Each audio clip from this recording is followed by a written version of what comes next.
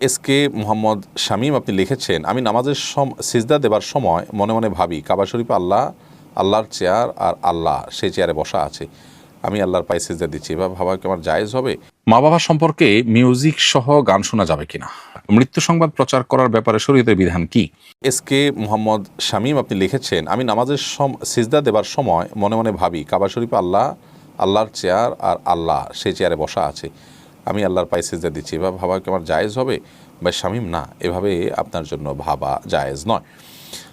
তার কারণ হলো যে আপনার প্রথমত আল্লাহ রাব্বুল আলামিনকে আপনি আমাদের মতো এরকম কল্পনা করার কোনো সুযোগ নেই। লাইসা কামিথলিহি শাই, আল্লাহর অনুরূপ আর কেউ নন, এবং ওয়ালাম ইয়াকুল্লাহু কুফুয়ান আহাদ, আল্লাহর সমকক্ষ কেউ নয়। অতএব আপনার স্মৃতিতে আপনি কোনো সৃষ্টির সাথে আল্লাহকে তুলনা করে কল্পনা করলে সেটি ভুল হবে, এটি একটি বিষয়। দ্বিতীয়ত হলো যে আল্লাহ রাব্বুল আলামিন তো কাবার ভেতরে নেই, বিধায় আল্লাহ তাআলাকে আপনি সেখানে কল্পনা করাটা এটা অবশ্যই আপনার জন্য অনুচিত এবং গর্হিত বিষয়। আপনি এটাকে কারেকশন করবেন। এটা আল্লাহ তাআলার ঘর, মানুষের ইবাদতের জায়গা, ভেতরে শূন্যতা আছে। আল্লাহ রাব্বুল আলামিন আরশ আজিমের উপরে, আরশ আজিমের ঊর্ধ্বে আল্লাহ তাআলা আছেন, বিধায় আল্লাহ তাআলাকে এ ধরনের কোনো সৃষ্টির সাথে কল্পনা করা, জল্পনা করা, তার চেয়ারকে কল্পনা করা, এগুলো আমাদের জন্য অনুচিত কাজ এবং জায়েজ নয়।